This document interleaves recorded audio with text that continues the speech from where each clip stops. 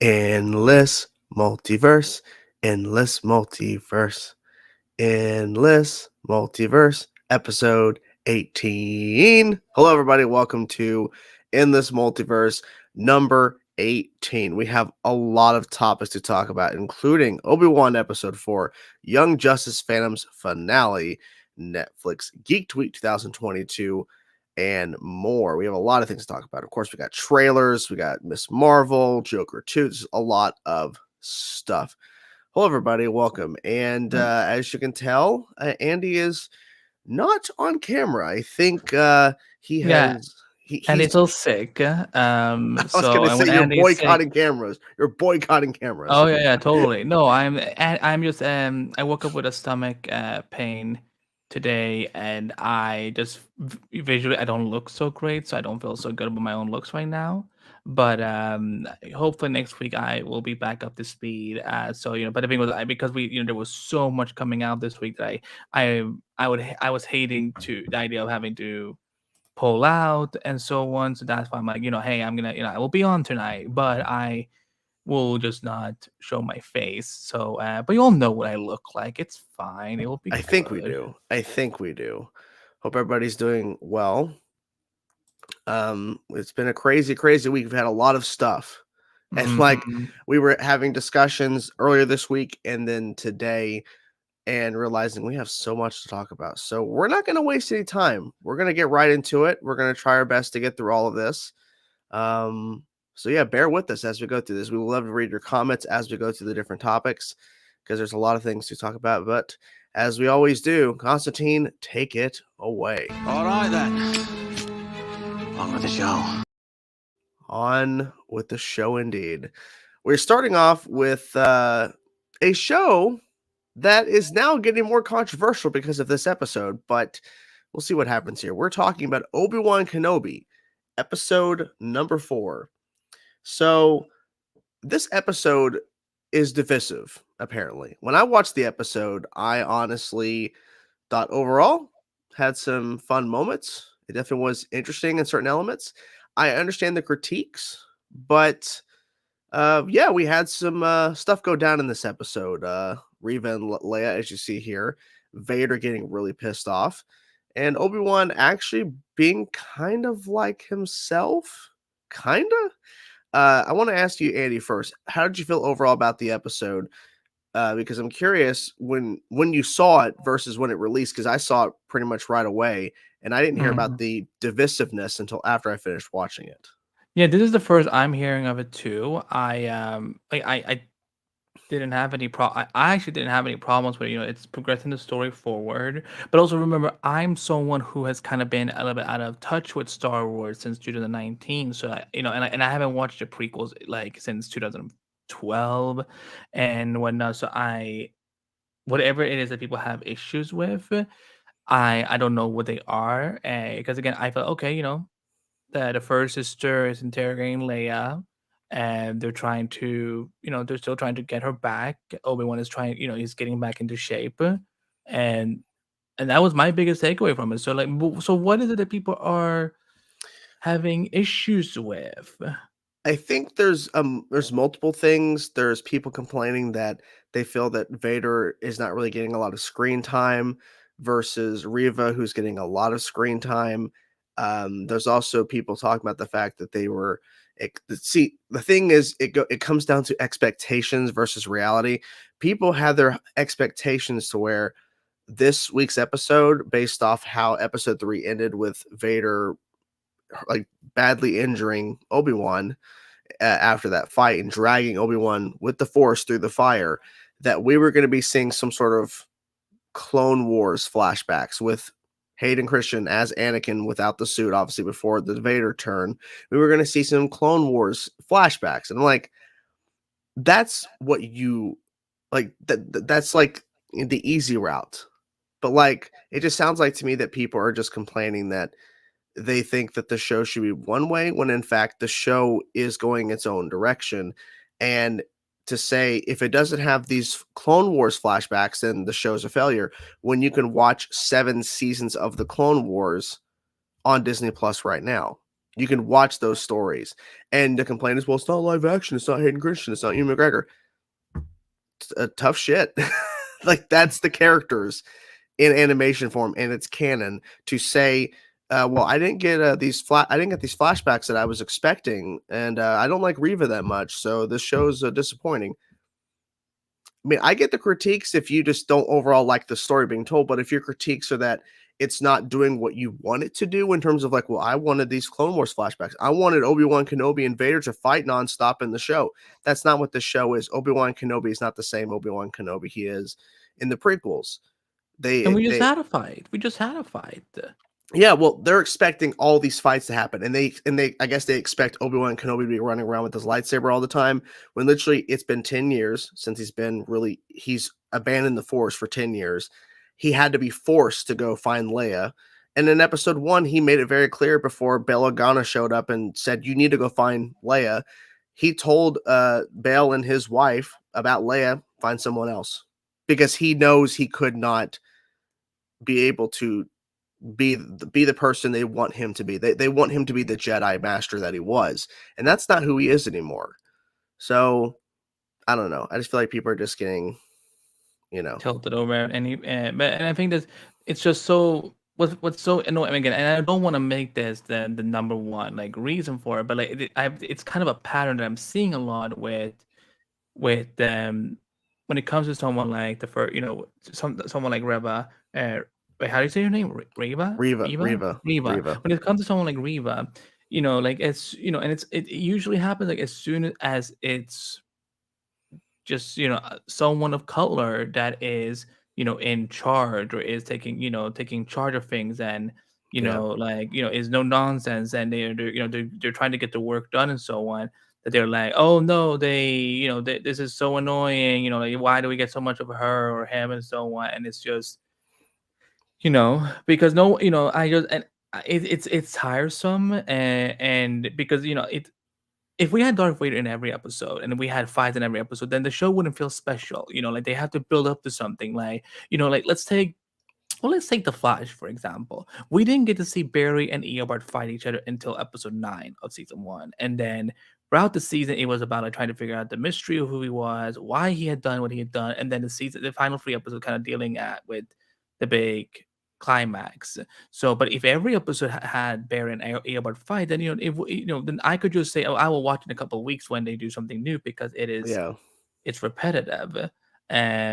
So yeah, like like Reva is here for a reason. She is one of the main characters just as much as Obi and Vader is, and so on. And this again, like I never assumed that Vader was gonna have whatever size of a role people were expecting, because we know that there's a lot about Vader we don't know between episode 3 and then episode 4. Yeah. I know there's been these. I'm sure he's been in comics, maybe in Yeah, novels. and of course, Rogue One. I understand the critique if you wanted to see Vader more, because we've been seeing a lot of Hayden like show up in the press leading up to the show's release and everything. But that doesn't mean that episodes 5 and 6 that have not released yet don't have a lot of Vader, or they don't have these flashbacks people want. We just don't know, because the show's not over yet. But people are already assuming it's a failure before it's actually concluded. And I get that point, because we all do that sometimes with shows where we consider it a failure because we reach a certain point in the story where we're like, nah.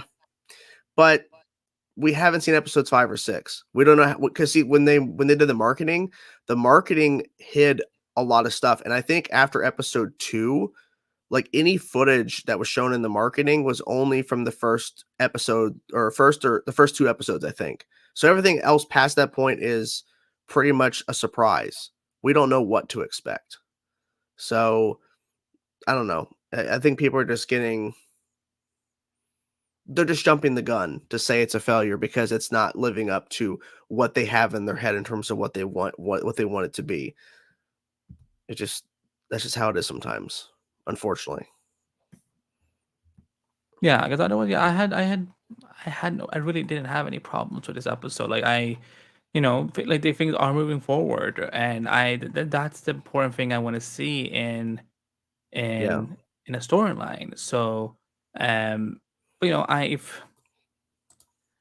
I don't know. I'm just tired that this is just like this is why I kind of just tuned out from the Star Wars community after 2019 because it was like this was kind of just all they kept Yeah. arguing about, and always it's the same. It's like, it is always like it's okay for other characters who look a certain way to be hostile or be in demand or be in charge or whatever. So, but as soon as it's someone that isn't, I know I say this a lot, but when it isn't another white straight man, then it's suddenly not okay. And I'm just Yeah. like, this is why I'm kind of glad I didn't tune into that. Like, I don't. I'm able to watch this show as a fan. Like yeah, I mean, if there's a news story that I need to write up, I will do. But like, I don't need to like do, like I don't have to look at it the same way that other people in my profession have to do because I just want something casual to watch. I'm like, yeah, this is a great show, suspenseful. There's a lot of great action. I love the Obi-Wan rescue of Leia, and Ian McGregor is daddy. I love it. I'm here for it, and what else can I add? And that again, that actress who plays Leia is so fucking talented. She's When she was great. like, She's "Can I just great. tell my father first?" And Ree was like, "Nah, nah, girl, we're not gonna Nice do try. this." Nice try. That's good. I like that. I like that actor a lot. She's really good. I could see her doing a lot more stuff now. I didn't even know who she was till this show. So, do you want to dive into the next thing, sir? Yes, let me just scroll because we have so many overlays. I have so many overlays. I actually have to scroll down. Okay, so ladies and gentlemen, while we haven't heard about a season 5 renewal yet, we have the Young Justice season 4 Phantoms season finale. If you have not watched this episode, maybe go away for 5-10 minutes because we were gonna go full into spoilers and to talk about this episode. If you still want to hear us talk about it, but you haven't watched it, listen to this at your own risk. So the big climax, the big showdowns, and then some big twists at the end. So Jordan, how did you feel about the conclusion of hopefully not the final season? I hope it better not be the final season because that. Oh, okay. So, spoilers. You've been warned. Young Justice finale. If you haven't seen it, you've had over a day now. So, holy crap. They actually did Kara. I'm surprised as hell that Kara is in the show. Like they had referenced her, and I completely missed the reference when they said it earlier this season. They referenced her. They didn't say her by name, but Kara is a Fury, along with Mary, who's now Black Mary, who they had already kind of teased that at the end. And it was at the end of episode, I believe it was at the end of episode 13, or maybe it was the episode before that, but it was during the Satana arc before the huge break. Granny Goodness was basically seducing Mary to join her side too, because Satana kicked her out because they were going to be doing that whole switcheroo with Dr. Fate's helmet between the group, and they didn't trust her. And they kept showing why they couldn't trust Mary. So with the Kara thing, I feel like they have to do a season 5. They have to do it because there's so many things left undone. And I feel like, especially with Vandal Savage and having the world and in capturing all the Kryptonians plus Mongol and everything else. Yeah. The wedding was fantastic. I started tearing up during the vows. I'm like, because finally they actually got this to happen, because I really thought that we actually lost Superboy. Yeah, I thought so too. I was terrified. And the fact that we got that wedding, the fight sequence at the beginning was amazing with the House of Zod. It was really good. It was just overall a fantastic episode. And I honestly, when I saw the credits rolling and I saw how much time was left, I'm like, there has to be an after credit scene. But I didn't realize they were doing that. That was a big surprise. So, We have a super chat from Victor. Thank you so much, Victor. Thank you. Thank you. Hello, guys. You feel Star Wars Disney should have done something from the Old Republic. I want to see how the Jedi and Sith got started. Yeah. Why can't they do Young Justice in the air instead of these bleep we are getting?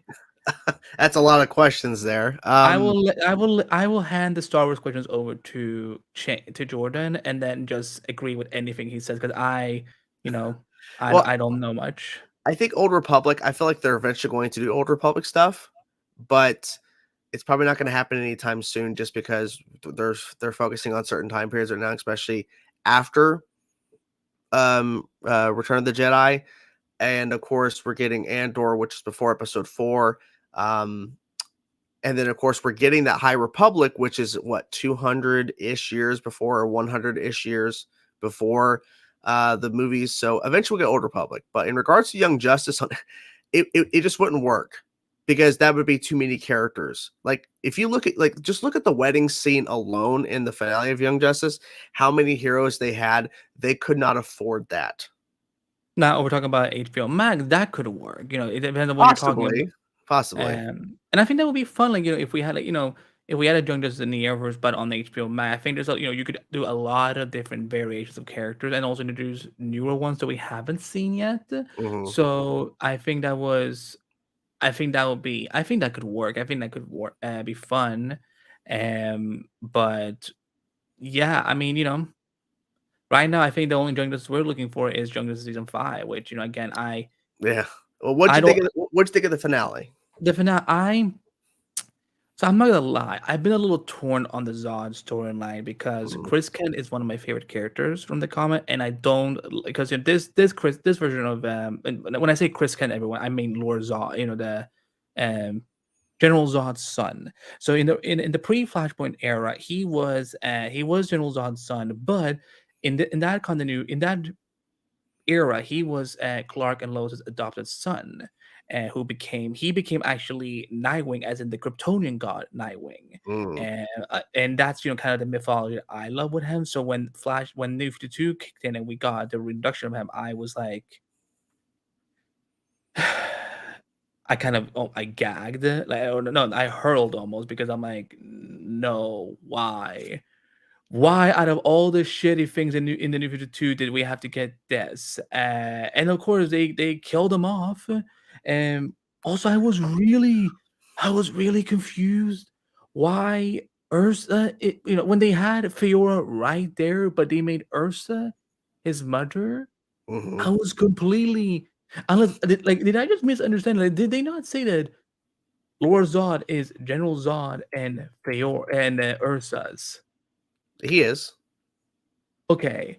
So this Because makes because they said in the timeline in the 31st century, of course, when the Legion go back in time, of course, to the timeline, you know, I guess what we call present day. They said in the 31st century, when they're released, he's born, and then everything kind of just goes downhill from there.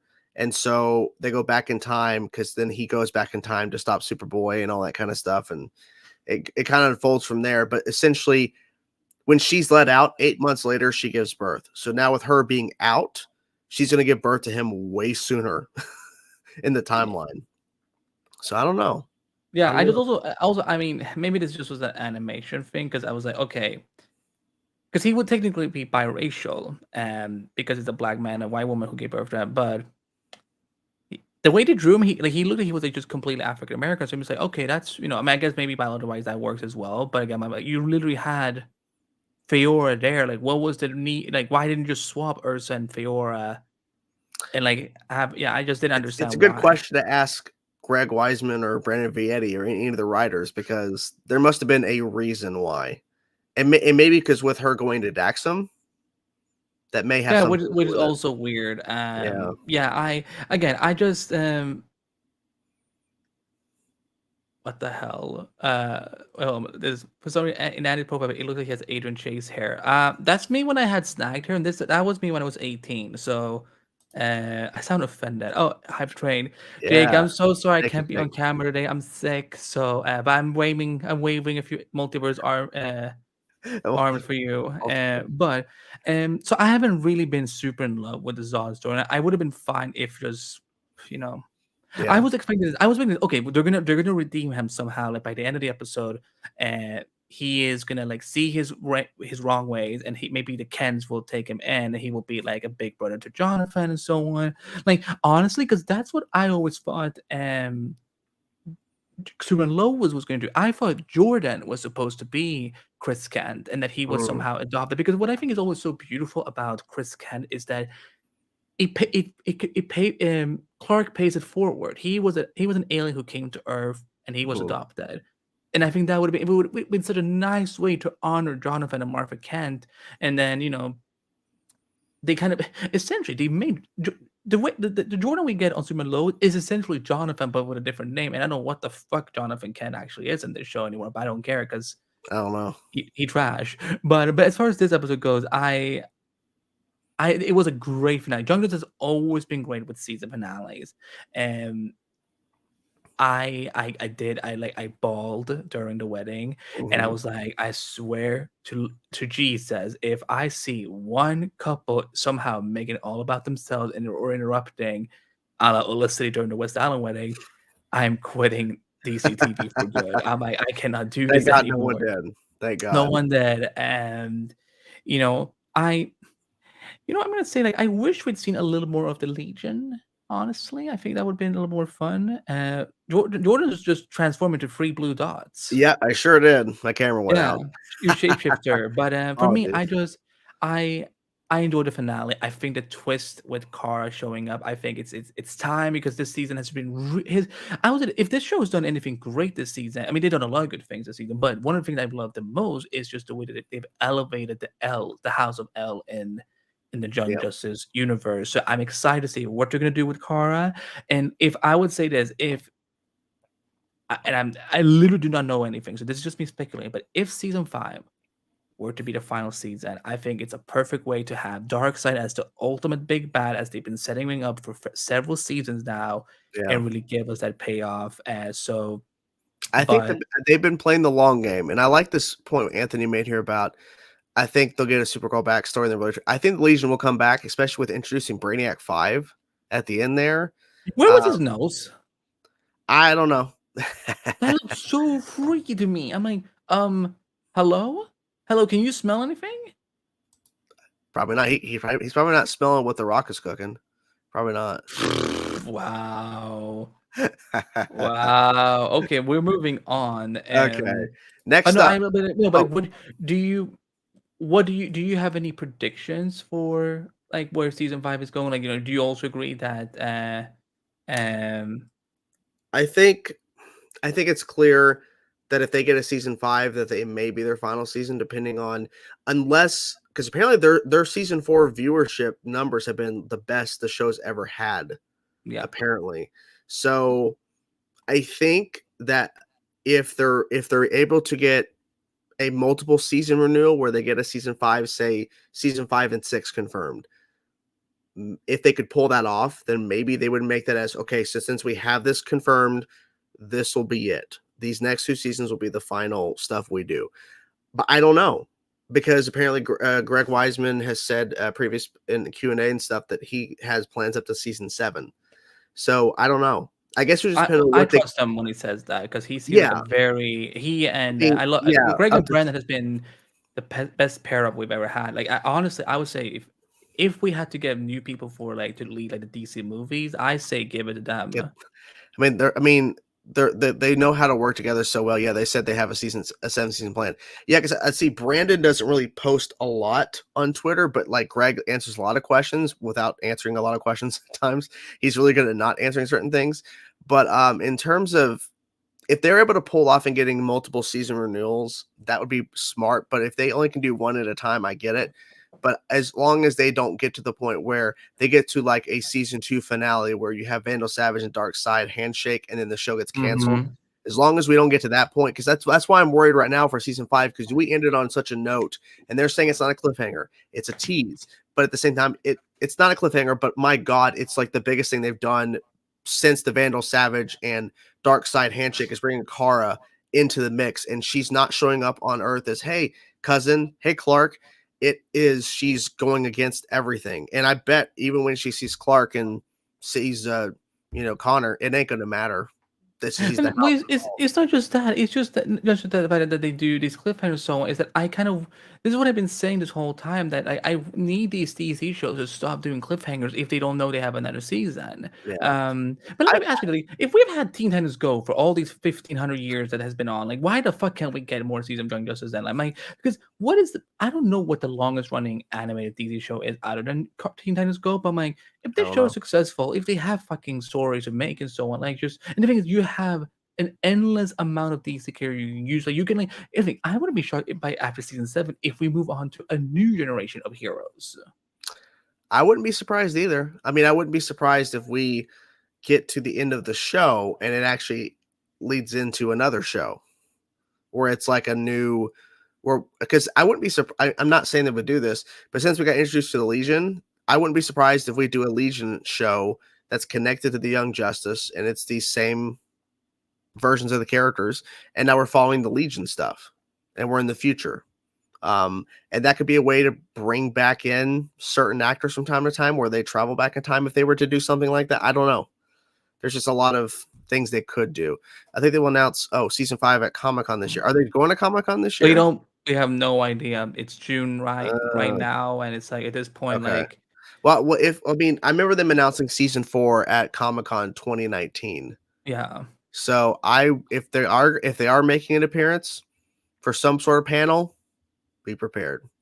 Are we ready to move on, sir? Because we can definitely talk about this a lot more, but Yeah. we have so much to get to. Well, I know you will be leading a lot of this. So, Yes. what was Netflix Geeked Week for you? Well, there's a lot of things. They had a lot of stuff being shown off at Netflix Geek Week this week. I was honestly expecting a little bit more from certain things, but at the end of the day, Netflix showed a lot of stuff off, a lot of new stuff, a lot of returning stuff. In terms of new, they showed off things like The Sea Beast, which is an animated film that reminds me a lot of Pixar and some Disney animated like Moana. It looked fun. They also showed off Dragon Age Absolution today, which is an animated show based off the popular game franchise Dragon Age. And they showed off a bunch of other stuff that's new and upcoming that's brand new to Netflix. So they did a good job with this thing to let people know we're announcing returning stuff like Warrior Nun, which was a show that me and my wife need to finish. It was pretty solid stuff. They're getting season 2. There's a show that was getting a lot of attention. It's been gone for years. The Dragon Prince finally is getting its 4th season, and they were talking about that. And Sweet Tooth season 2, which of course is a DC, I think a DC Vertigo property, and Robert Downey Jr. along with his wife are executive producers on that series. I was honestly expecting, to be honest, some maybe some information on Witcher season 3. There was nothing from what I'm hearing. I was expecting potentially. I'm trying to think. Stranger Things Part 2 for season 4, which they had a Stranger Things day dedicated to Stranger Things for Thursday, but there wasn't anything like new. It was just like the cast just talking. And I don't know. I just feel like at certain points they could have gave us more, but not. I know for a fact that there's a Witcher Blood Origins limited series, like 6 episodes or something, and Mhm. there was no mention of that. And also they didn't mention anything from Avatar, the last Airbender show they're making, which they're filming right now. They could have easily did something there. They didn't talk about it at all. And it felt kind of strange in that aspect, unless their whole goal was to focus strictly on the stuff that's coming out throughout the end of this year into early next year. Maybe that's what it is. But I feel since Netflix Geeked Week has been successful in the past, I thought they would have maybe hyped the fans up more. Because see, they looked like had Zack Snyder show up with the lead actor for Rebel Moon. I forget her name, Sophia something. But they literally just did a small little video behind the scenes just talking about Rebel Moon and how they're really excited and that he's going to be sharing more information and sharing pictures. They did that, but they couldn't do that for Avatar Last Airbender, which is a highly anticipated show that people are looking forward to see what they're going to do with this live action interpretation. There was no discussion about the fact that they're shooting The Witcher season 3, like one of their biggest shows ever, and there's no discussion about it. That's just kind of strange to me. But in terms of the things that I thought was the most interesting, and I'll read off the list that I wrote down. I already mentioned a couple. I'm curious about Resident Evil, this live action show. I'm hopeful that it'll be at least somewhat entertaining. $18.99. it's definitely interesting, but it's from the creators of Dark, which is a mind trippy time travel show that really is just it just makes you seriously think. It's not that your head explodes because there's so much stuff happening. But they're coming up with the show, and that footage, that trailer for 8.99 was phenomenal. Warrior Nun, like I mentioned, it's a very interesting show for sure in terms of its concept. I'm curious. I'm serious season 2. The Sea Beast, which is the animated project, looks pretty interesting. The Dragon Prince, finally that show's coming back. I need to catch up on that. Dragon Age Absolution and Netflix games. Netflix is pushing hard on these games they're trying to add to their service. I feel like that it's definitely adding some variety because when you think on other streaming services that are like Hulu, Disney Plus, HBO Max, they don't have games, but Netflix has games. So I guess that could be seen as a positive or negative depending on how you look at it. I know there's one thing in particular you actually want to talk about from the Netflix Geek Week, which is our next topic. But was there anything that I just mentioned that sounded interesting, or because it's a lot? They it was a lot. So I will say that because it was a very busy week for me as well. So I only covered what I was gonna cover with screen and so on. But I know I in general I just think Netflix Geek is I think it's a fun event, and It is. you don't have to pay you don't have to pay any money to go see anything. That you can actually be at home. Heck, you can even have if you have buds who are close to you, you could just get together, hang out, and watch it Yeah. together, and so on. Which is why I always think that San Diego Comic Con is always something that's gonna be like in danger at some point because we have D23, we have DC fandom, Mhm. we have this, so it's yeah, And it's, and they also had a good variety of stuff. It wasn't like they only tailored to a certain like audience in terms of like content. They covered a huge variety of stuff that general audiences may like a couple things, but there might be people that are certain niche, like a certain thing they like a lot, and there was something for them for this event at some point. hmm. So that was what, and they dropped a lot of trailers. So that they're so even if there's something that you don't recognize or you have no idea what it is, which obviously there's a lot of Netflix IP we don't recognize, it's new stuff. There's trailers to look at. They actually dropped a good amount of stuff in terms of footage. I just kind of wish they would have had some more, but then again, I shouldn't complain too much because, like I said, it's a free event and they gave me some stuff that I'm really excited for. I mean, literally, Dota Dragon's Blood, that animated series, they announced finally season 3, even though it's kind of obvious with them highlighting it. But still, I'm glad that they announced season 3 for August. I can't wait. But are you ready to jump into what you're excited about? Something that Yes. you were hyping this thing up for weeks because you're like, I can't wait Well, about. I've been excited. Interested to see the show for a while now. So, we had our latest trailer for the Sandman, and a bigger look at the Sandman based off character, the great graphic novel series from Neil Gaiman, and this is yes, it's definitely a DC TV show, but this is a very very different DC TV show. Like that, this isn't like the typical. It's nothing like the Arrowverse, nothing like the HBO Max show. This is something like completely different, and I'm still getting to get to know a lot more about the Sandman mythology. But just to read the official synopsis, in 1916, Morpheus, the king of dreams and one of the seven endless, is captured in an occult ritual. After being held captive for 105 years, he escaped and sets out to restore order to his kingdom of the dreaming. And yeah, this kind of shook me. I'm like, okay, I understand now why it's taken such a long time for for things to to come out for this show because they've been working on this for quite a while. And Yeah, and by the way, guys, a lot of the Netflix stuff, like whether it's Jordan's reaction videos or some of my news articles, they're all in the video description. So if you want to go click on some of them, go do it. No, I thought this was again like it's just the visual is just so breathtaking. Like and it's breathtaking and it's just it looks really expensive. So yeah, I'm hoping to see this like and this better be a show that they do go forward with for several seasons because I feel like there's based on the little I understand about Sandman, and there's a lot of mythology behind that, and I think that if with seeing that they have like some really good creatives involved, and I think this could be their like one of their like their one of their next like fantasy epics in terms of DC. Yeah. What is your familiarity with Sandman? Not much. I've been Mm, hearing for years about to read the story because the story is so well done. It's well beloved by so many people. And I like this comment here. The graphic novels were great. This looks really cool so far. Some scenes look legit like they were pulled from the graphic novels, which is good to hear. And I think Lucifer is in the show. I believe yeah, Satan is in the show. Gwendolyn Christie, Gwendolyn from what I Christie remember, and we as didn't see her. Lucifer. And we didn't see her in this trailer. Not this trailer. We've seen her in footage. I know there was footage of her, but not in this trailer. Yeah, I think they're gonna keep Lucifer a lot under, wrap until the show premieres, which is gonna premiere on Friday, August 5th, and Mm. all episodes dropping. So for Yeah, people who are still I binge would watching, have I wouldn't fun. be surprised if this is their next thing. Here's what I'm really surprised by too, is that Netflix is still getting DC kinda content, like, they're making the Sandman, they do the Sweet Tooth show.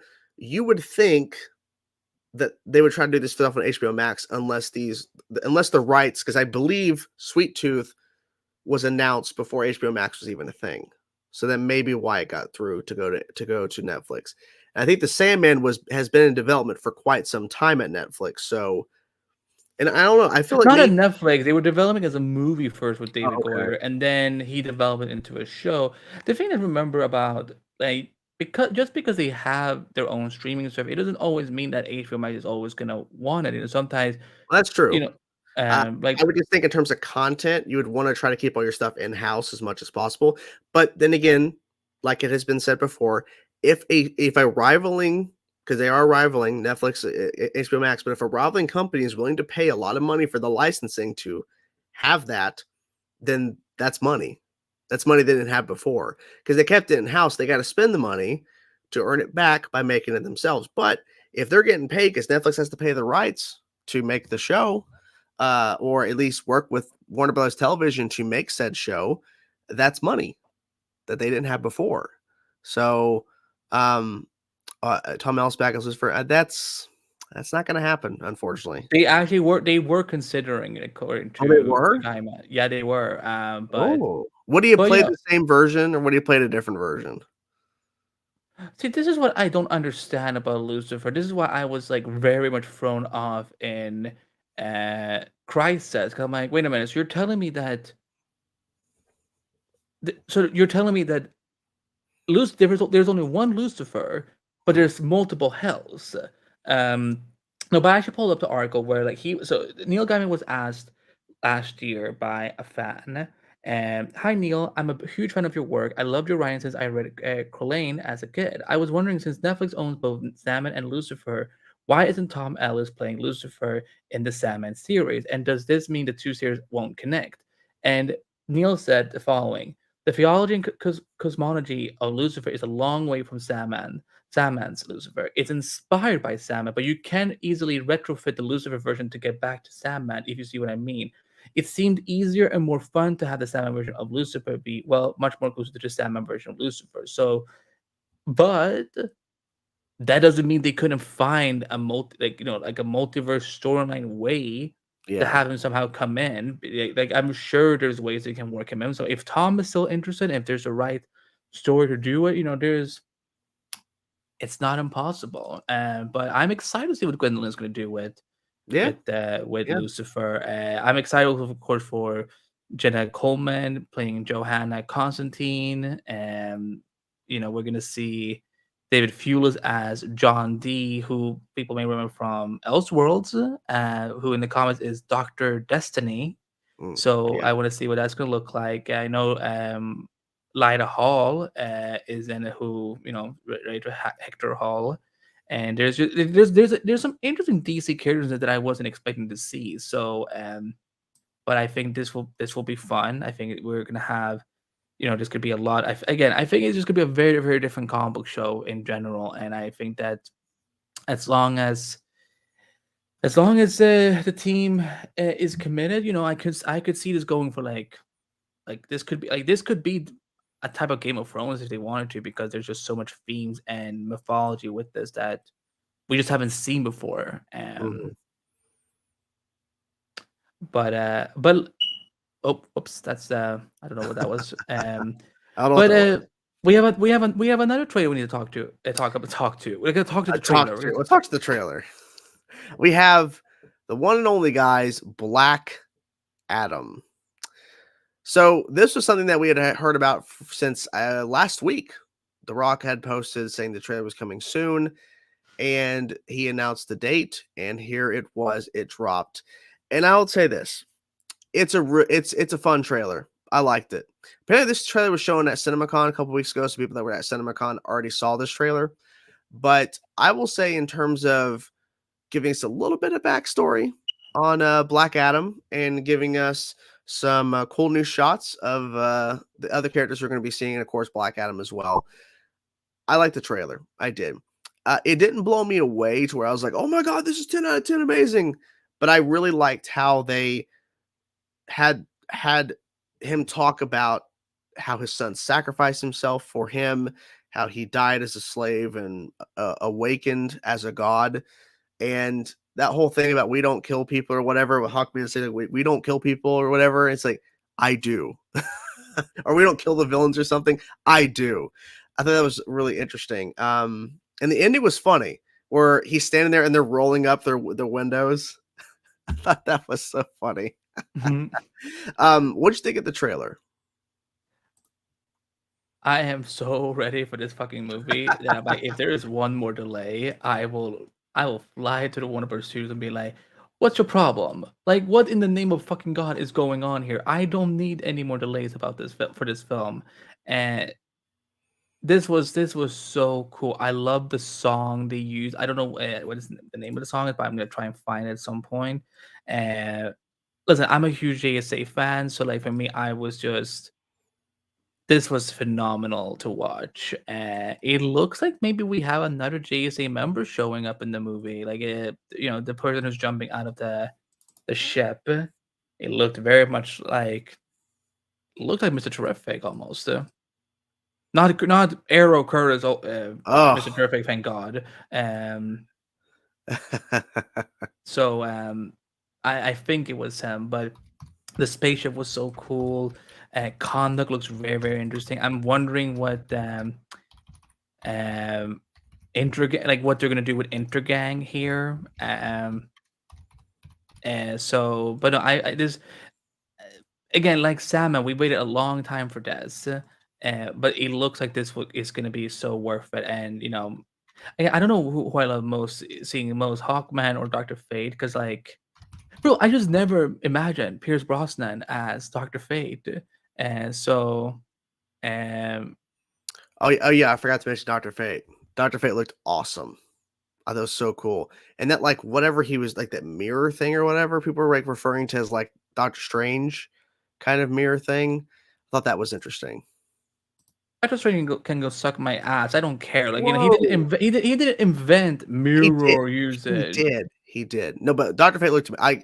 That's my biggest thing is like I'm hopeful that this movie is gonna be good in terms of Black Adam and everything. But the biggest thing is Dr. Fate, because I love that character so much.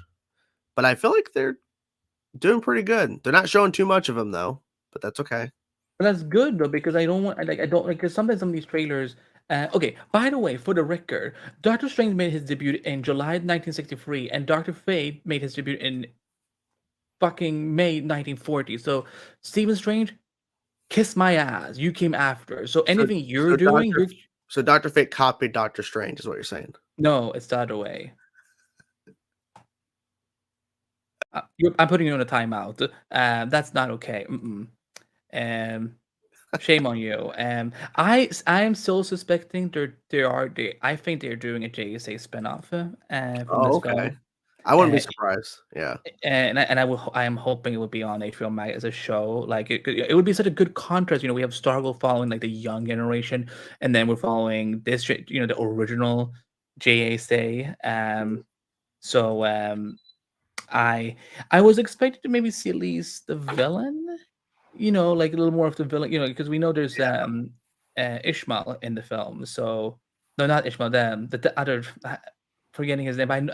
There's a Red Devil in this movie. So what?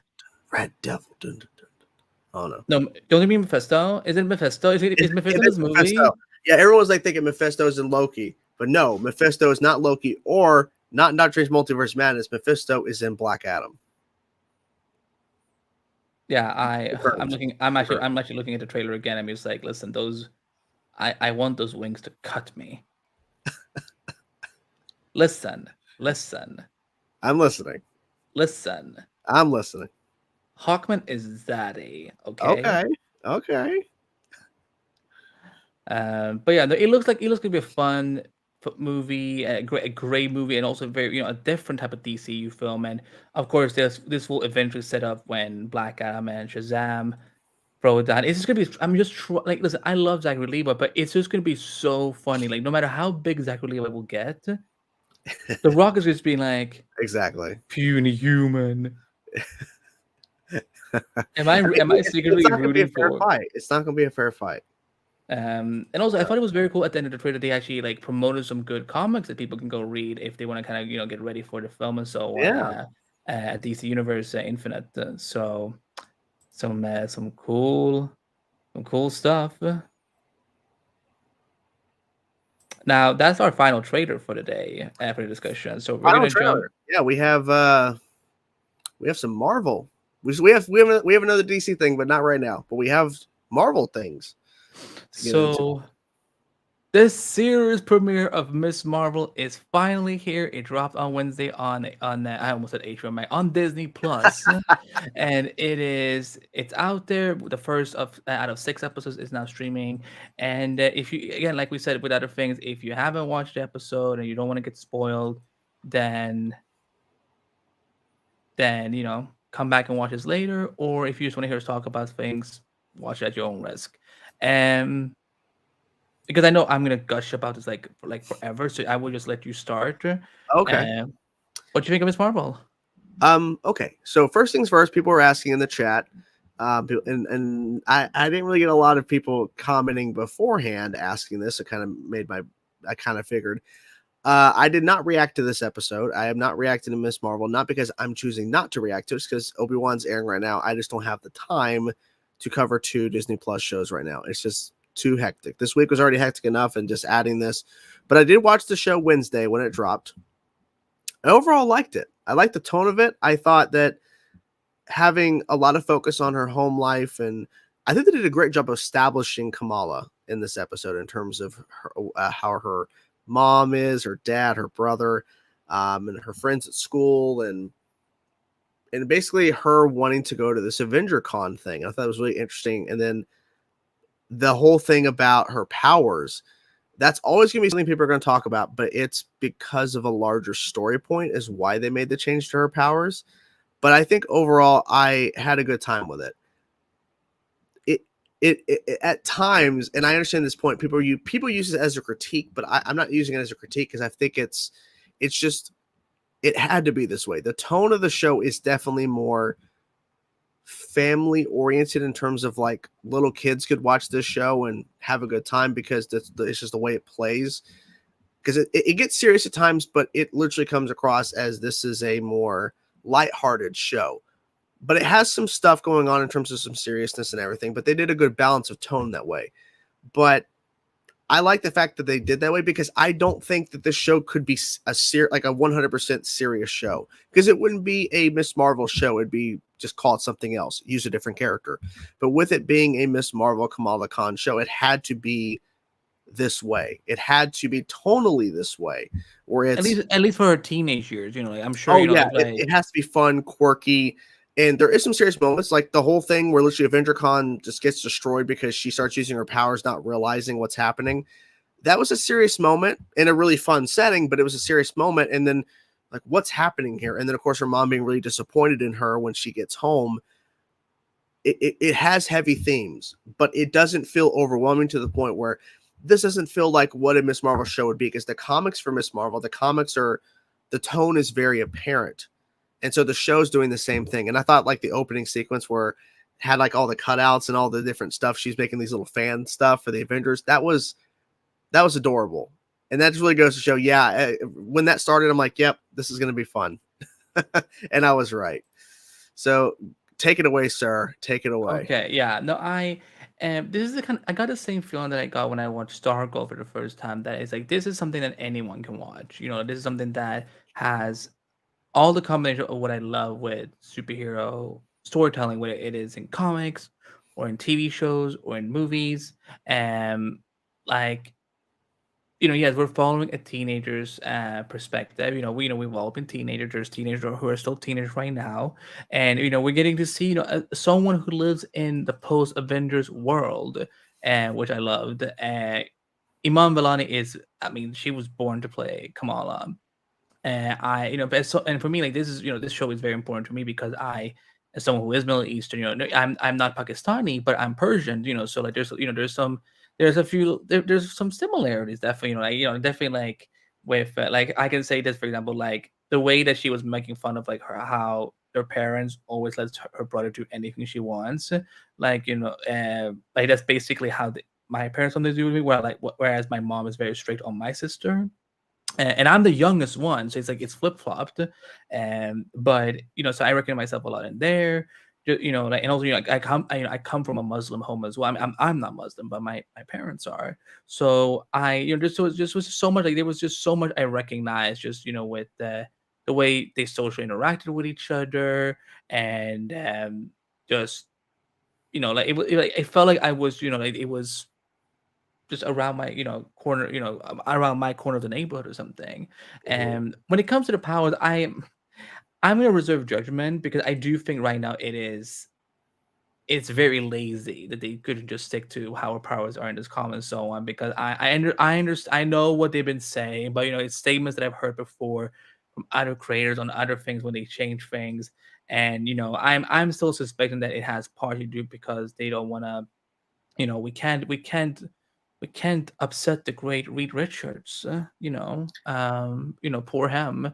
So I know we saw like we saw her hands like elongate and stretch and stuff like that, but we will revisit this by the end of the season because I want to see like what they're actually talking about.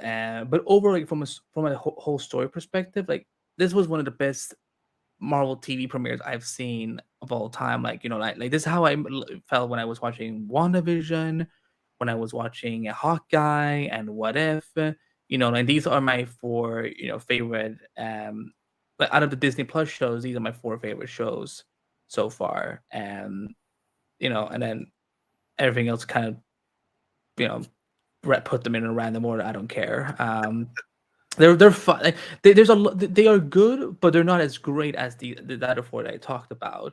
And I also think it's great that the MCU is. I want to see what they're doing more now in terms of like acknowledging and representing Kamala. Like the lives of Muslims in the universe. Because yes, we are, they are out there, ladies and gentlemen. And we you have to do more than just putting them in burqas and everything just to say, oh look, there's a Muslim. No, you actually have to honor and show their culture. And so I'm interested to see that. And I thought AvengerCon was so much fun. I'm hoping to God that Disney and Marvel has like bought the copyright or the trademark, booked them. What do you say? Registered a trademark for it, Yeah.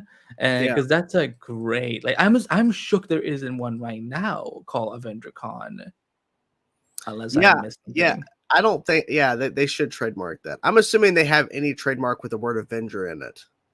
So I feel like they couldn't do Avenger Con. You know what I'm Mhm. saying? Unless I'm wrong about that. Triple Power says that I heard that they thought her powers would come on Body Horror. From what I'm hearing, it's more about the fact that she's going to be teaming up with Captain Marvel and Monica Rambeau in the Marvels, and her and she and the powers had to be more cosmic for it to for whatever the story point is for her to be teaming up with both of them. But I'm also thinking it's probably going to, the power base change probably has something to do with her show too.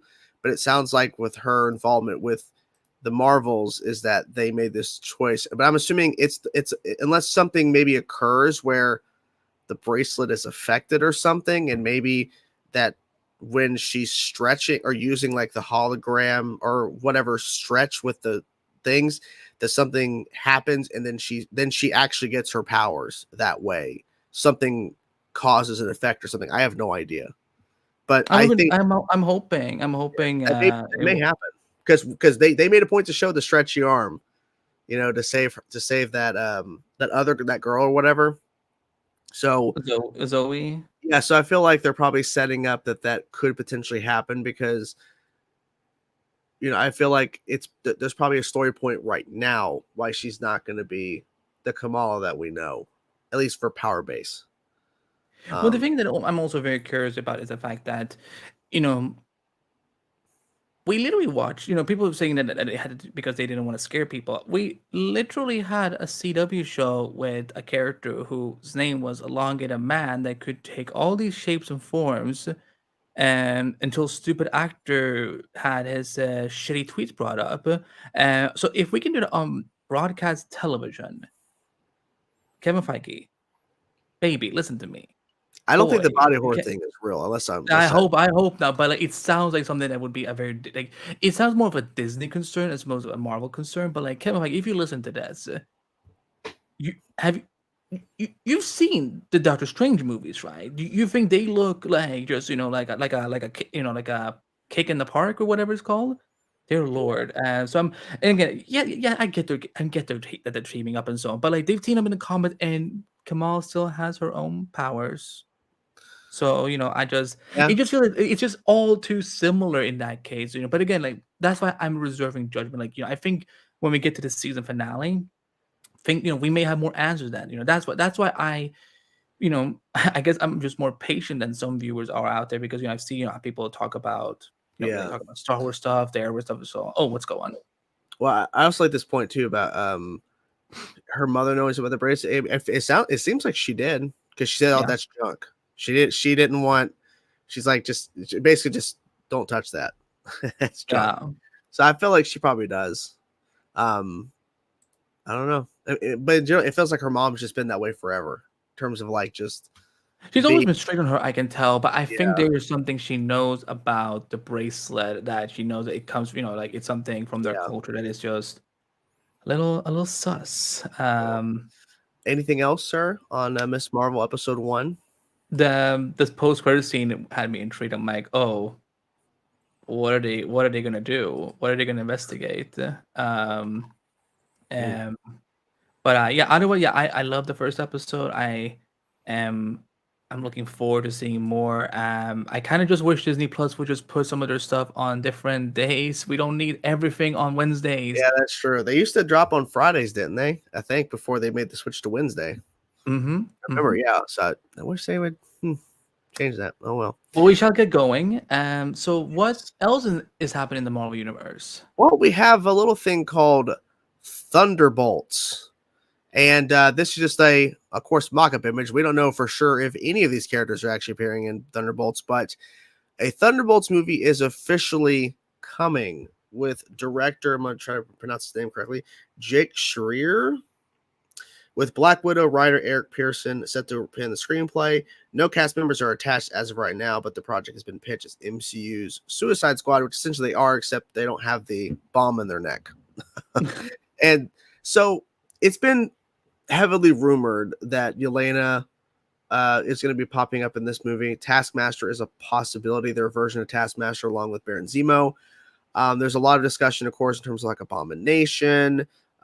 There's even people talking about the fact that this could be a way to get John Bernthal back as Punisher.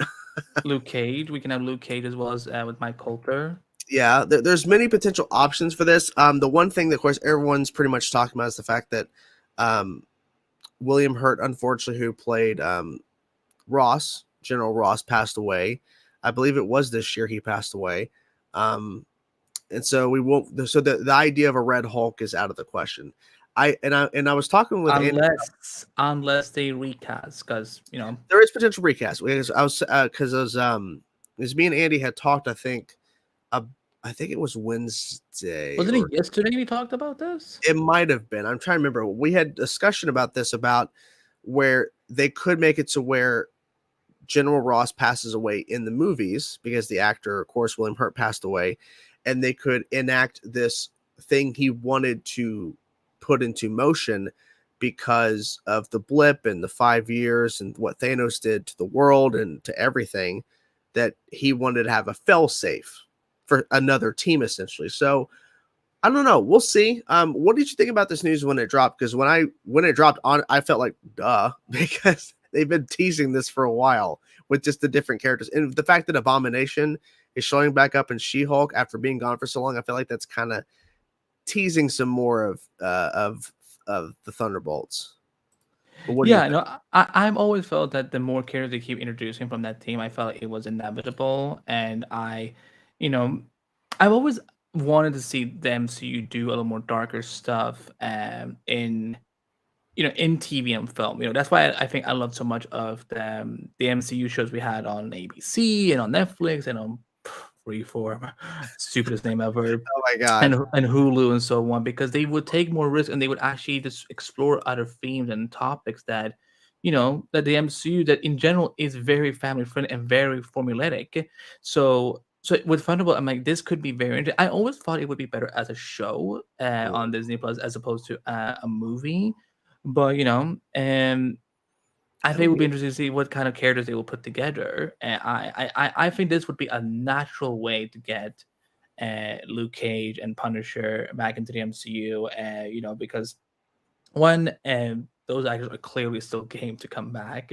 Two, I think it also because what I love about Thunderbolts, from what I've researched over the years, is that it seems to be a very combination of street heroes and also people with powers, that are kind of like Yeah. closer to Avengers level. So I'm hoping that they kind of stick to that, and it doesn't make it too much of just a power team. It would be I would be legit shook if they did not put Yelena in this. So but yeah, Abomination would be a natural way too. Depends on what they do with him in She-Hulk. Yeah. Yeah, I'm wondering too about Yelena, because Yelena, I feel like she's going to play a very important role moving forward. I don't think she's going to become the new Black Widow, because I feel like that would just be. But she is Well, Black Widow now. Well, I know. What I'm saying, like, she takes on the same role as what Scarlett Johansson was doing as Black Widow in terms of being in the Avengers and all this shit. I feel like she had a consistent role. Huh? Sorry. That What? was shit. I said, wait, Natasha had a consistent role? Is that what you were saying? No, what I'm saying is, I don't think Yelena is going to like just start, like she's going to be this like the Black Widow that was what Black Widow like. It's been a long day. What I'm trying to say is that I just don't think that Yelena is going to be the same kind of Black Widow that Scarlett was when she was appearing as Black Widow. I feel like Yelena is going to be a very different version. So with her appearing in Thunderbolts, I don't think we would see, Black Widow, Scarlett Johansson showing up, Natasha showing up there. I feel like Yelena is going to, like her version would, because it feels like she's a little bit more, not so on much the gray evil, side, but anti-hero. Yeah. You know what I'm saying? Because literally, she was fighting Hawkeye and fought Kate Bishop and Hawkeye and had no issue. Obviously, it was for a personal reason about Natasha, but I just feel like she wouldn't turn down, because literally we saw in the Black Widow post-credit scene where she was confronted by I think she's Valentina. Yeah, Valentina, because she's also in the comics, I believe, something Lady Hydra or something. There's another moniker for her, but with her showing up there, and then of course her showing up in Falcon Winter Soldier to talk with John, what was his name? John Walker, of course, the bad Captain America 2.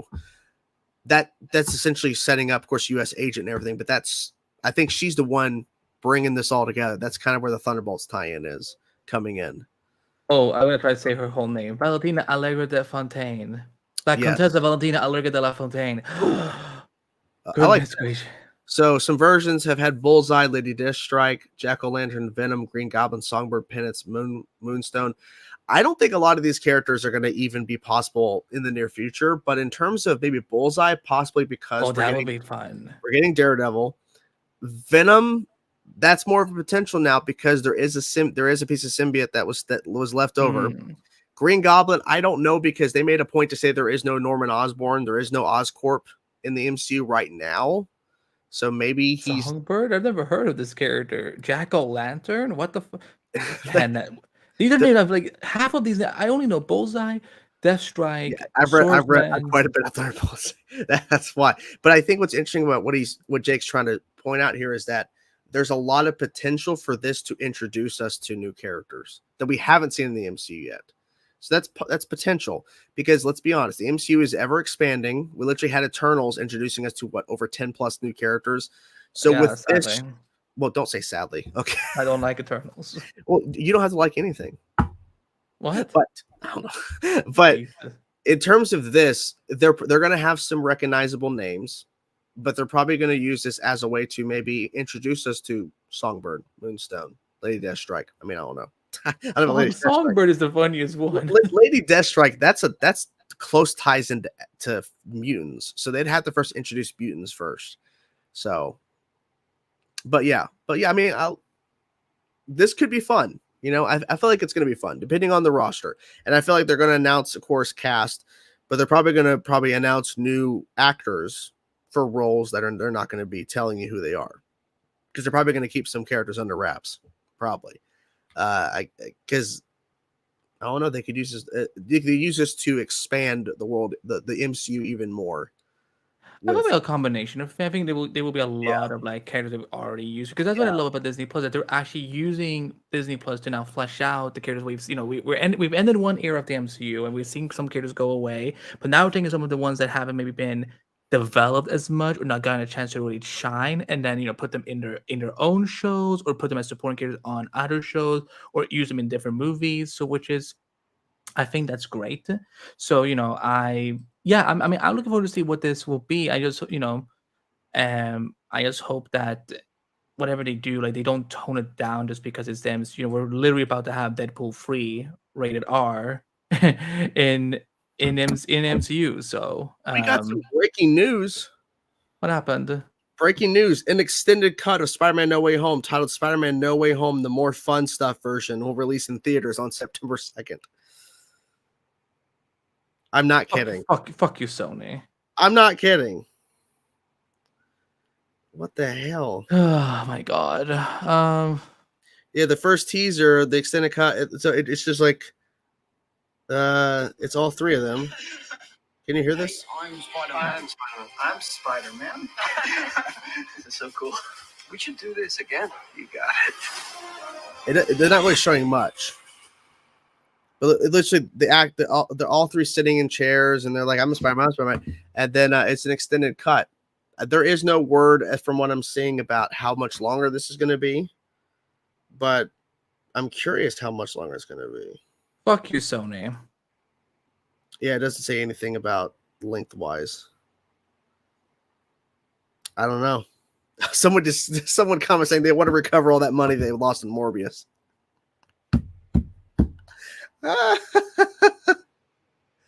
That's fantastic. I love that. That's hilarious. Exactly. Money is the reason why they're doing an extended cut of No Way Home. That's why they better make it available for purchase after, because I'm not gonna. Well, they probably will, but I'm wondering how much longer this movie is going to be. If it's only like 10 minutes, I will like. Yeah, if it's 10 minutes, no, I'll wait till it releases. And I will give Kevin Feige the finger if that's the case. And God, Amy Pascal, like, you suck. Let's get to the final topic, because we have one more thing to talk about, DC related. We got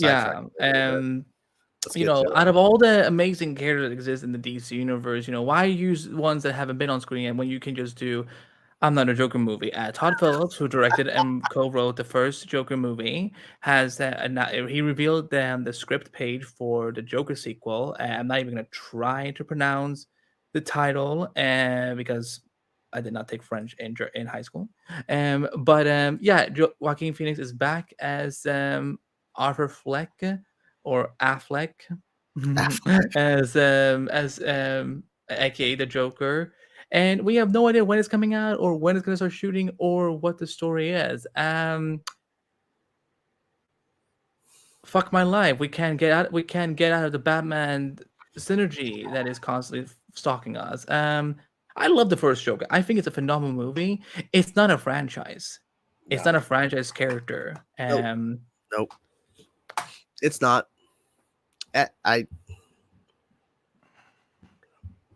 I feel like this is just their way of They're you know why they're doing this? Want another $1 billion. They're hoping for another $1 billion. They want more Oscar. Hey, Scott Edwards. Hey, thank you so much for the super chat. What up, guys? Want to show some support? Do you think the Flash and Superman finale will connect? They moved to the same week. How do you think Deggle will factor into Superman Lois? I'm not sure why Superman and Lois moved their finale. But I know Jordan is not happy about it, so we're just not gonna. No. Hopefully 2023 does not do the season 3 because this is this is not how you market a show. Jordan, what do you think is going on? Oh, what with the Diggle thing? With any of it? The finales won't connect. They moved into the same week. They won't connect. I just don't have that faith. Diggle, don't know, but I'm excited because it's Diggle, so it means it's Earth Prime. But yeah. But in terms of the finales, no, I just don't see how that. I could be completely wrong. I just don't see how they're going to tie all that in. But Little Hero's Journey. Andy is just getting started with the Sultan. No, I'm done. Like, it was because here's the thing, because I didn't know the spine thing had broken. So like when Jordan pulled it up, I'm like, oh, okay. Of course I'm gonna watch it, when it comes out on Blu-ray or something like that. But I'm just like, Sony, you could have just done if you put us through a 3-hour Avengers movie. Boy, please. Oh my god. Wait, who put us through a 3-hour movie? Marvel. We were able to do Sony. This is not Marvel Studios. This is Sony. Well, whatever. I need some water without salty hand. Yes. Listen. Here's the thing. We get it. Batman is their big dick. We get it. You have flexed that penis in front of us for 25 plus years. We get how big Batman is to you. I was confused. I'm like, what's happening? Why are we talking about Batman? No, it's fine. All we know is that Batman gets down and that, Warner Brothers can go suck an ass. But what I will say is that we have so many other characters. If we're going to do something in the Batman universe as this Black Label Elseworlds thing, why the fuck couldn't we just do Scarecrow or Mr. Freeze? There is so many other characters. Like fuck me. My mother could probably come up with 10 different more ideas than Warner Brothers could for another Joker type movie. Exactly. And she doesn't even like Batman. She doesn't even like superhero, but she could probably be like, "Well, what about that penguin person? Or what about that person with like an ice gun or something or whatever?" So I'm just. I understand your frustration. They're only doing it because they earn $1 billion. If this movie, we're still in the pandemic, so good luck. If this movie had made $400 million, $500 million, probably not.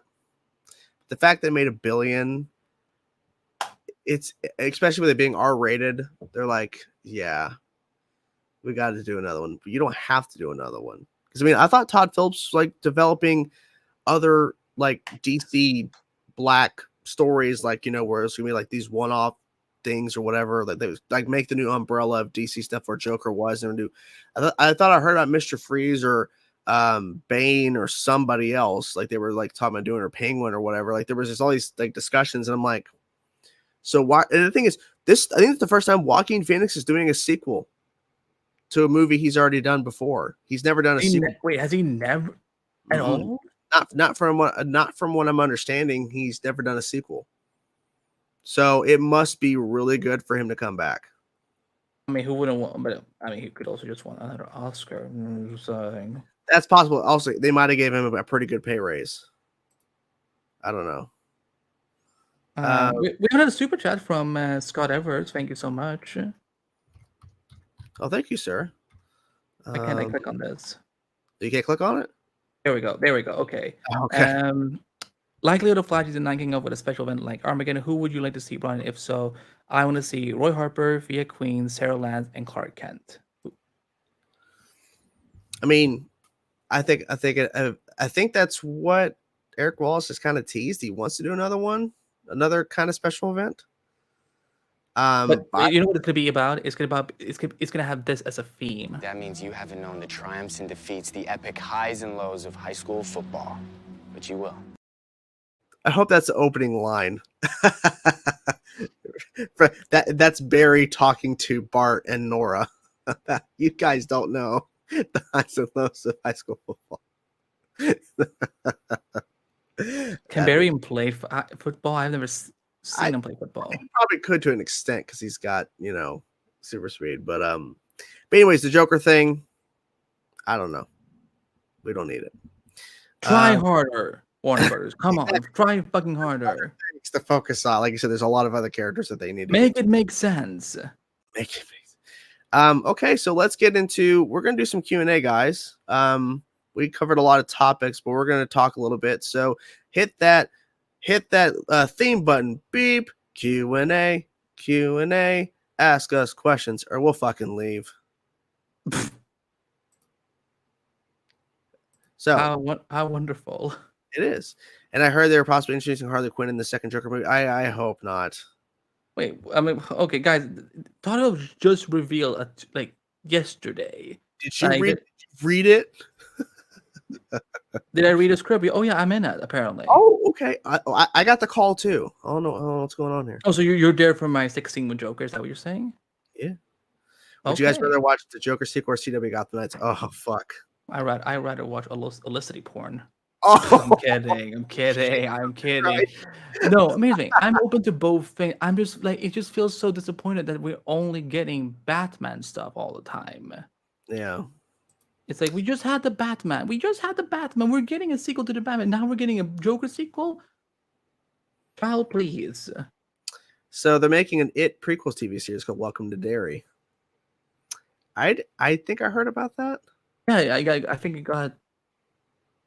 I think I heard about that. Oh, Jay got the call too. We're all gonna be in Joker too. Nice. Oh, Jesus, how many are y'all gonna watch me have sex? No, when I talked to Todd, because he called me after he made the announcement, he was saying there's about 30 Jokers in this movie, so we're gonna see a lot of people there. I think I read Stephen Amell was cast as a Joker, so I guess we'll see him there too. Oh Lord, then I'm dropping out. They did mention in season 1 that Barry played football. Really, they did? I don't remember this. That's like forever ago. We're on season 8. It's a long time ago. Okay, so will we get more Matt Murdock scenes in Extended Cut No Way Home? Did he film any more scenes? Do we know?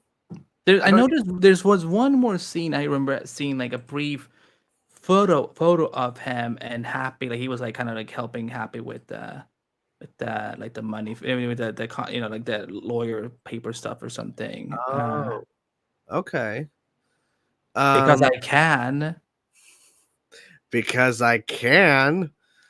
I'm kidding. I'm kidding. Wow. What? We've never been family friendly. We're not Disney. That's true. So this person had an idea of a lineup that we've already kind of seen. So Ghost from Ant-Man and the Wasp. Ant-Man and the Wasp. That's what it was. Like, did they have a subtitle? Abomination U.S. Agent Alina as Crimson Widow. Widow. I know you meant Widow. Sorry, it sounded funny. It's not Window. I was like, I was kidding. Crimson Window coming soon to Marvel Studios. Vision, the one character we have not seen since WandaVision. White Vision, where'd he go? Oh yeah, just disappeared. Just fucking left. I don't know. Now I can work with this. Oh, really? That's interesting. I mean, it's exciting. Daddy aboard is back. I cannot wait to see what happens. It's gonna be fun. Since its potential series finale was written as potential series finale, I wonder if this is the end of Thawne, or at least just Tom's version. Nah, never. And also, he didn't say that he wrote it to be exactly a series finale. Eric said that he wrote it in a way that it could be treated as a series finale, like in terms of like there won't be, unlike Little Tomorrow, there won't be any. Oh my God, I'm so sorry, but there won't be like any cliffhangers left. Like everything like will be solved and dealt with. But that if they got another season, they can kind of start anew. So basically think about the season 7 finale of Flash. Her power is turning into a window. Wow. The Crimson Window. That is wow. I don't. That's wrong in a lot of different ways. Where's Scott Digglesby when you need him? That's No, great. don't you dare start because somehow that whoever has that name, whoever has that What you name, call me? oh my god, that's probably like one of my few good like quote unquote photoshops. A multiversal Young Avengers. I don't know about a multiversal, but I think a Young Avengers is coming. I think maybe Connor, do you mean the multiverse in terms of like one that's kids from like another universe? I could see that Yeah, because they're not here on Earth 616 because they never existed. hate. He is salty and angry. He was No, so no, no, angry. no, Charlie, no, don't worry. No, I was. Oh my god, I didn't mean to correct you like that. Guys, this is why I'm sick. Because my brain is not functioning well. So no, you're good. I hope so. Oh, I would love to see Electra again That'd be because awesome. when there was glass, it can be. Wait, wait. We'll see if I can do this with my voice. Yeah. When there is glass, precious, it can't be broken. Got him. Blood is a liquid; it can easily spill. Oh my god! I gotta pull that clip. I don't. I think at this point, no. I feel like that ship has sailed. Unfortunately, I could be wrong. Oh, he's looking at me. He is if Diggle's Green Lantern and Superman season finale or Superman Lois season finale. This if because Diggle's popping up in the finale apparently season 2 finale of Superman Lois. If he pops as Green Lantern, I will eat my words. It was super chat from Joseph. Can you let me click? I want to press your buttons. Joseph Wilcox says, "Are you excited for Shazam: Fury of the Gods?" Thank you for the super chat and for the question. I'm very excited. It's funny that they're putting Black Adam and Shazam back to back. It's kind of interesting. There's a reason why. But yeah, What are you most excited for? Are you excited for Lucy Liu or Helen Mirren or Rachel? Everybody. I'm excited to see. I'm just excited to see what. It's good. Like that's a epic trio right there, sir. I think overall season 8 has been pretty solid. I think Armageddon was definitely its high point in my opinion, but I definitely overall have been enjoying the season. I've been mostly happy with season 8. I think one of the few things that is definitely bothering me, and we said this on the Flash podcast this week, that I am the only reason I'm excited for the Iris time sickness story is just to get through with it because it is definitely weird not having Iris on the show, and I think that it's time that we kind of just wrap this up and just get moving and do other stories. But overall, I think that, Deathstorm was amazing. Killer Frost died, so there was some major stakes there. I think Armageddon was absolutely phenomenal, and and I think the interludes have actually been. I will say this: I said this also this week. The interludes have been better, but they've been even more weirdly placed. Because last year it was the other problem. We had well-placed interludes, but they weren't as strong, all of them. So like I love the Barnora episode that we had in 806. And I really enjoyed I loved Into the Still Force. 816 was like it was a lot of fun and it was deeper than I thought it was gonna be. And so but yeah, I think they would use placement wise, and I don't know if you agree with this, Joanne. I would love to hear your thoughts on that. I don't like where they're placed this year. But what do you think? The interludes? Yeah, like in terms of like where they're placed this season, in terms of like graphic novel interludes, and so on. And as we're now here at the end of the season, like what do you think about that? It's interesting. I really don't notice the placements that much. Like, I honestly expected the Deathstorm arc to continue longer. I didn't think he was actually going to die when he does, of course, with Frost sacrificing herself, essentially. I really don't notice the placements that much. I just kind of just see what happens. We can revisit this in this, like in future episodes of Endless Multiverse when season 8 is over. Yeah. Because we only have 3 more episodes to go. Would America Chavez be in Young Avengers team? Hell Yes. yeah. Oh yeah, she has to. Yeah. And better be eating a lot of pizza because that was like like my first sell on her. Like she loves pizza. We besties now. Um, I like the way. Hold on, go. Put up your question. Oh, and he did. Oh my god! Look at this profile. Look at his. I know the smartest man alive. Yeah, that's why we need a different Reed Richards. That's This fantastic. is an interesting question. Anyone else find Tom Cavanaugh's Eobard to be more petty and Matt Ledger's to be more intimidating? Either way, I'm glad we're getting Matt's version back for a story. This is interesting. It's definitely they definitely play it differently from each Okay. other. At least that's what it comes across to me. Maybe it's due to just how Matt has portrayed the Thawne and how Tom approaches it. I'm not really sure. I feel like they approach it differently, or at least it comes across differently. But I mean, that's a good point. I mean, literally, he was petty as hell. He's angry as hell. He's so angry in that episode this week. He's so angry.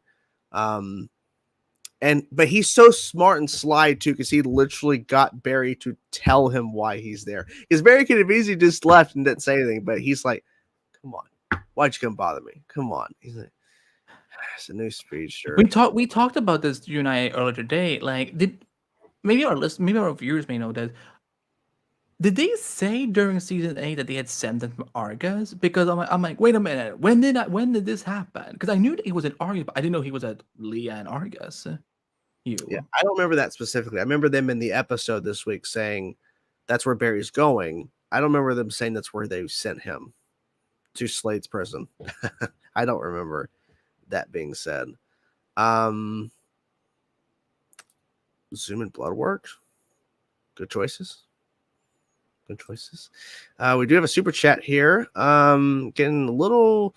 Well, we're getting into a topic that we normally wouldn't talk about, but yeah. So the rumor is that Amber Heard has more screen time on Aquaman 2 after everything that went down. Don't know.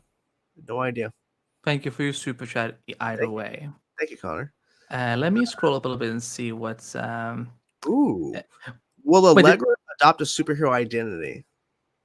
Nah. We talked about this, and I said to maybe it was me or one of the girls who said it, but like it hasn't always seemed like Allegra wants to be a superhero, but more like use her powers when she has to, which I think is refreshing because not everyone on the show needs to be a superhero. I completely blacked out. Like, did we answer this question or like did we go into the superhero? Because I don't remember what I said here. You said it was interesting, and I was saying how I felt like they do different approaches. I like that they're both scary, but I think I think Tom, because he's been here on the show for so long, which just worth reminding everyone, Matt Ledger has not been on the Flash since episode 1 of season 3. Yeah. So because then Ledger's had to go take It's been a while. Let me see what other questions do we have. I'm scrolling up. Billy's got a question. Will we get the post-credit scene involving Zachary Levi's Shazam and Black Adam? I don't know about that. It would make sense then why they put them like back to back to each other. I mean, yeah. I mean, I wouldn't be surprised if there's a Black Adam teaser at the end of Fury of the Gods. I don't know. What if or it could be like Venom 2, where like Black Adam kind of like he sees like a picture or something of Shazam. Like maybe not Zachary isn't in like the actual post-credit scene. Yeah. But like he's in like there's like like news footage or a photo or something. He's like he carries the same symbol as I. He's about to smell what I'm cooking. I would love if he said it like that. I hope he gets to smell what I'm cooking. Okay, here's interesting. Do you think we will ever see Team Batwoman or the Legends ever again, possibly in a crossover? Probably Batwoman. You're probably more likely to see Batwoman, Javicia, rather than the Bat Team.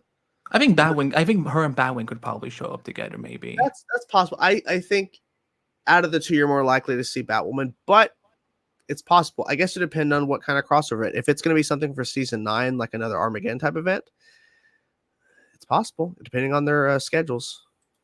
I would love. I mean, from Legend, I would just love to see Booster Gold on the Flash. Yeah. Like maybe he comes from a timeline where like whatever he's dealing with the legends right now has he's already solid. He comes from like like 5 years later. I think that would be great because it's like don't you dare give me Donald Faison as Booster Gold and then cancel the damn show and then give him to us anywhere else. Like the Flash even put a fucking newspaper magazine with him in a damn episode. Such a random thing too. It was so random. But But it was like a little fun little Easter egg to just make sure that everyone knows that these two kids are from the future, holograms, floating, flying cars, DeLoreans. DeLoreans, oh my god. freaking caffeine in me. I'm so tired. It's a pain. Oh, I don't think we answered this super chat before. Did you ever watch Lock and Key? I did not. I did see the trailer for the first season before it came out. I never got around to watching it. I was gonna watch it because I have a friendly acquaintance who worked in the writers' room, but time flies when you're busy. But I haven't watched it really. And no, Flash is still going. Stargirl's still going. They're still Coming showing back this fall. Coming back this fall. October. Stargirl is coming back. Yep. And then both Superman and Lois and Flash ending in this month for their seasons. And they will not be back till 2023, which is going to be weird. But at the same time, I'm going to like the break. Well, I don't know because I haven't watched Stranger Things, but so I will let Jordan answer this one. Loved it. Oh my goodness, it was just so amazing that he jumped 25 years into the future, and like now all the kids are like played by all these fucking adults. Like it's so amazing, so magical, so iconic. Everything's just like everything. Yeah. It's I feel like that they need to do it before it's too late. I think it'd be fun if they do that. Oh my god. What if I showed up in the Flash season 9, Darth Godspeed? Oh my god. I'm the god of speed. This announcement, I think for me personally, it's still to Dragon's Blood season 3 because if they had not announced that, and season 2 aired back in January, and so for them finally to announce that season 3 is a go, it's coming in August is fantastic. But that's just me. I mean, there was other cool stuff, but that was my personal highlight. Did you hear about the Scrubs reunion? I heard they want to try and make one. I don't know if it's like they had a reunion panel a few days ago, and they said that they would love to do a movie, not a episodes. They would like to do a movie if they could do it. So I feel like they'll probably try. They'll probably do it in the next couple of years. I'm guessing. I'm trying to remember who owns the distribution right at this point. Like if it's, I think it's NBC. But didn't the show get canceled? Go to Disney? Maybe it would be a Disney because it's all on Hulu. All the episodes are on Hulu right now. Oh well, then it has to be Disney then. Yeah, maybe.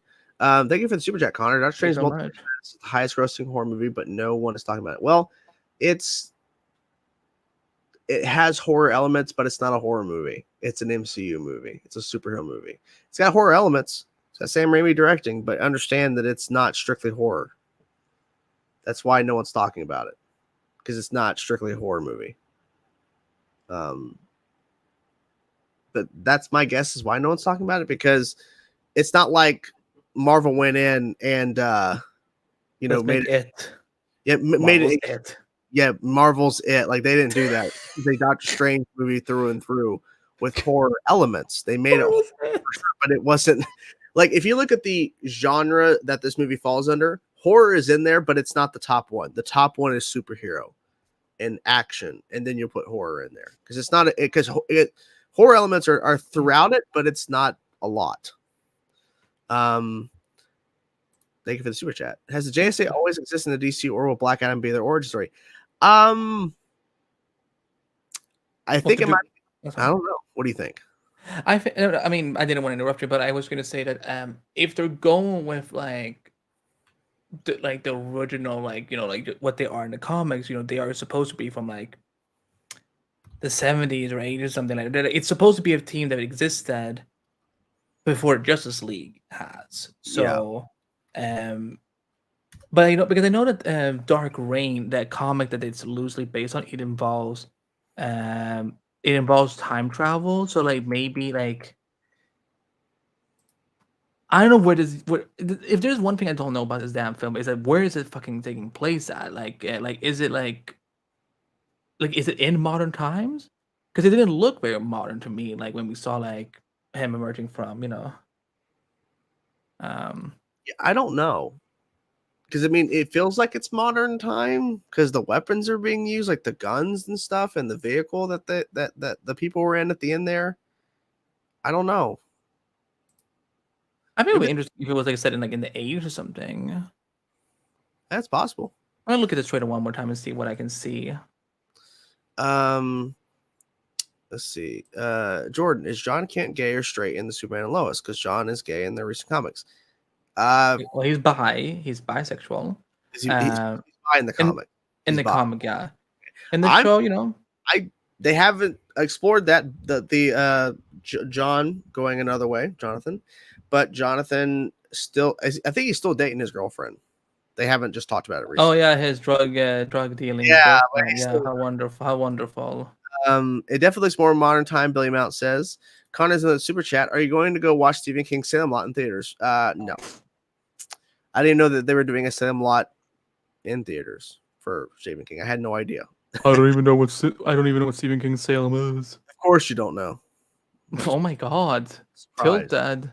I'm not surprised. Okay, so here's what the synopsis says. Nearly 5,000 years after receiving the almighty power of the Egyptian gods and being imprisoned just as quickly, Black Adam is freed from his earthly tomb, ready to unleash his unique form of justice on the modern world. Modern. So it's present day, kind of, I guess. So the JSA exists in the present time, I guess. Or if they're time traveling, that that could also be it. Like maybe they're time traveling through. Maybe they are the actual Legends of Tomorrow. Ooh, maybe Hawkman and Dr. Fate are from the original JSA, but then recruit Cyclone and Atom Smasher to form a new JSA. Well, that is actually a very good theory because Dr. Fate is able to live on longer thanks to the helmet, and Hawkman reincarnates. There you go. So there you go. Like that, this could, boy, this gonna work. I have not seen Jurassic World Dominion. I've not heard good things about it, but we'll see. I don't know. Yep, I agree with you. The fact many teenagers are still working out their sexuality, so I don't think any of the young teenagers need to have that set in stone. Just saying, yeah. I'm surprised they explore it in next season for Jonathan, and they start talking about that. But I feel like at the moment there's a lot of stuff going on. So. Well, I mean, right now, I don't even care what happens because he's like the least interesting character. Like the fact that I care about Kyle more now is that I'm like, what has happened to me? Brent? Brent? You got Rent? When we get Young Justice season 5 announcement, we should have gotten it weeks ago, but that's just my personal opinion. Pierce Brosnan is. I can't wait to see his Dr. Fate in full. I really hope. Yeah, it's Ken Nelson. It's Ken Nelson. Don't worry, Scott. It's Ken Nelson. Okay. It's been a day. It's been a week. Yeah. Well, I'm glad the week's over. My God. Yeah. Ooh, thank you, Connor. Looks like Netflix never intends to go to weekly releases. No, probably not. Unless there's a major shift in. They start seeing a major shift in the viewing of things, then maybe. But like Netflix is always. Well, have you seen something, Connor, to that otherwise? Because I don't know, like maybe a Netflix executive said something or whatever. Like because I wonder like what it means. Like it looks like maybe there was something, but I also remember too there was certain stuff that would drop weekly. Like they were trying to do like a kind of. I don't know what it was. I think it was like a talk show kind of thing or a. Oh, you mean the Chelsea Handler show? It was that. There was also something else that they would try to do a weekly upload where it was like a comedy thing where they had guests come on, they had a host or whatever, some comedian, and they had like a weekly release, but it didn't last long. So I feel like they've tested it on certain things, but I feel like the way they've been testing it with certain shows is just not the right show. And I'm not saying they should do this, but what the ultimate test would be this. how would their viewership change if they did Witcher season 3 week by week release? And they set a certain time, and and when you load up The Witcher, you see what time it comes out, and they're promoting it that it's releasing one episode per week on this day at this time, like every Friday at 12, or 3 a.m. Eastern Standard Time, which is my time, 12 a.m. PST. They drop it like Disney Plus would in terms of their release, and they just drop it that and see how that would do. But I don't know, because like the way they do their viewing numbers, they check all of the viewing hours for a show, for a season. That's how they figured out that Stranger Things season 4 broke all these records, because of all the episodes dropping. Well, all of part 1 dropping at once instead of week by week. Oh, Connor made a good point. They did Arcane weekly. They did do that. I love how we were both we were both focused on that comment, and it came out just as we were like Arcane. Yeah, because they did 3 episodes per week. They didn't do a week by week 1 episode as traditional. So how long each episode? How long is each episode? They were some were in the 30s. There was a couple in the 40s. They could have realistically dropped all of them at once if they wanted to, because it wasn't like these episodes were still in post-production. They were all finished, but they released them 3 by 3 by 3, so 9 episodes total. But they dropped 3 week 1, next week same, I think it was like a Thursday, 3 more episodes. So they did that. I would like that, like as a kind of like, maybe like 2 episodes per week for some shows. Like if they have a 10 episode order, for example, do 2 episodes per week and see how that does. As an experiment. It would be interesting, but I feel like with how Netflix just kind of calculates their viewership, I just don't see them making that shift where like all their, because that would mean, because imagine all the content they drop now, all the stuff they're dropping per month. Imagine if they had to space all that out per week with all the releases and stuff. It would be probably a lot more. It's almost like TV now, where at 3 a.m. Pacific time, new episode of Arcane.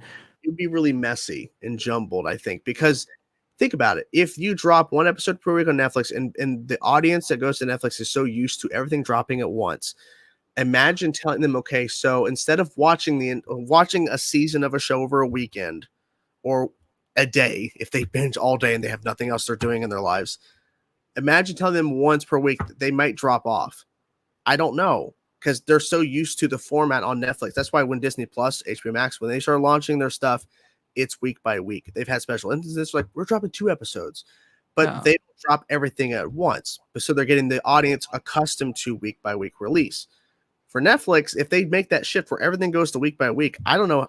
That might hurt them in the long run. I don't know, because everyone likes how Netflix approaches binging. I don't know. Here's an interesting question. Do you think Carol will cameo in Miss Marvel? Yeah. They gotta find some way to set up that movie. So, I mean, they met, well, it's funny because literally they were interviewing Miss Marvel, and they were talking about her meeting Brie, and she said, well, I met her for the first time over a Zoom call, and then we met on set. And I think she met for like the Marvels, but I feel like Carol's gonna cameo in Miss Marvel. I feel like I would be very shocked if she's not. She didn't. Yeah. Oh, here's an interesting, completely random question, but that's the point of a Q&A. Are any of you fans of the Tekken series? I loved the games when I was growing up. Do you know that they're making a Tekken animated show on Netflix? Ah, it's interesting. I'm unaware. Yes, they I think they had announced it already, but they talked about it some more today.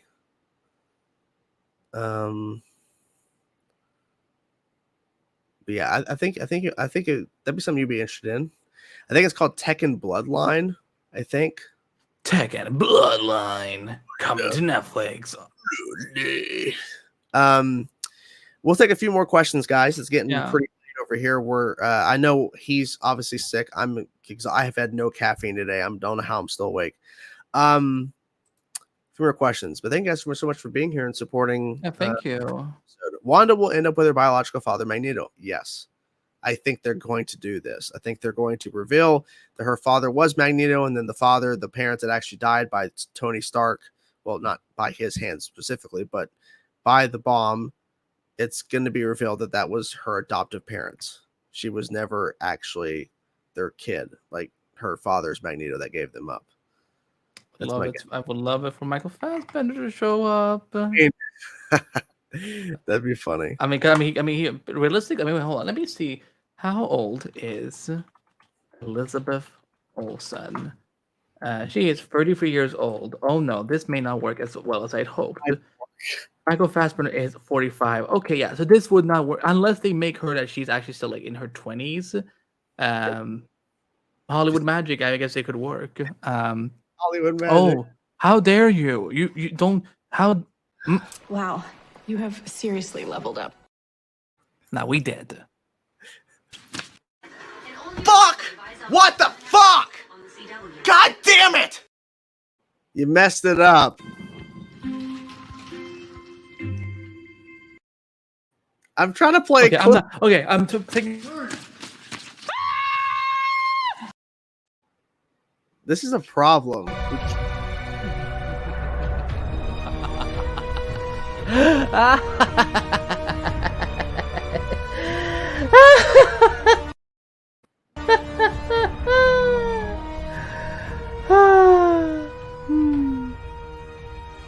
Well.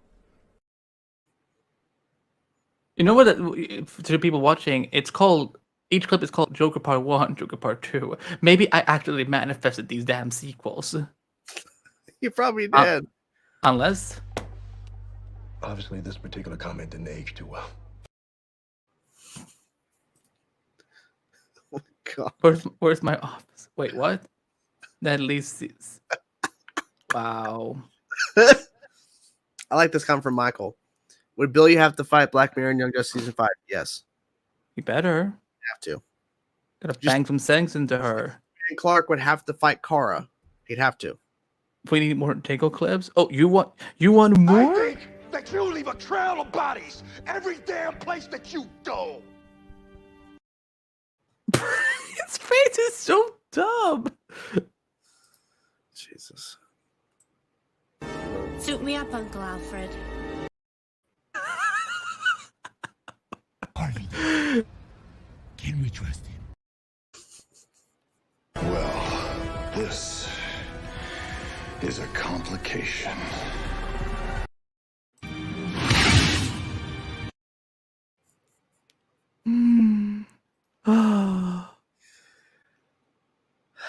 How you doing?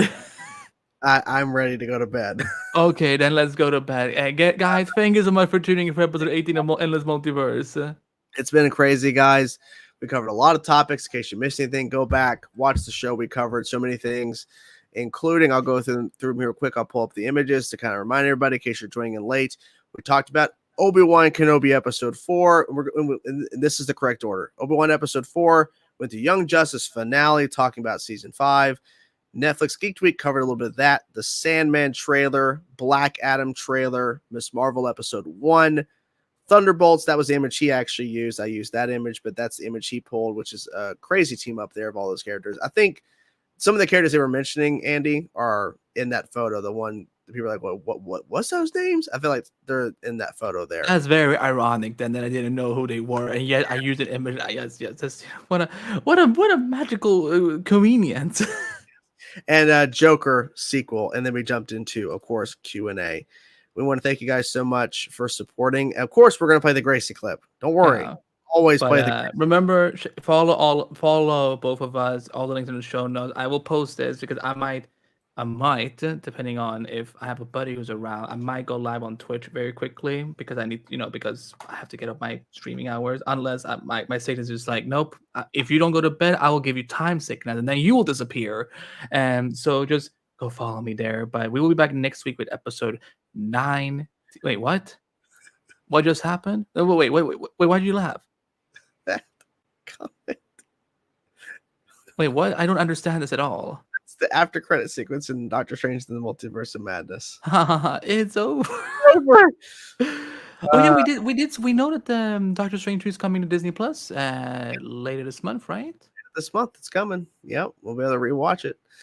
But yes, guys, thank you guys so much for being here. Hopefully we'll have a crazy week next week. Who knows? It probably won't be as intense with all this stuff because Probably won't be as much news, but regardless. But as you know, as we always say, we end with this clip, and that's why you don't leave the show until we're actually done, because then you miss out on this. Take it away, Cicada. Metas killed your parents, Gracie. They all deserve to die. Don't believe him, Grace. Don't believe him. Grace. She looks like her. I don't know what direction was. She's like, huh? No. It's like the way her mouth is like, huh? Okay, let's Like, watch. Watch it again. Look at Gracie's face. What you're saying? Look at Grace's face at the Yeah. end. Okay, look at her face at the end. One more time. Metas killed your parents, Gracie. They all deserve to die. Don't believe him, Grace.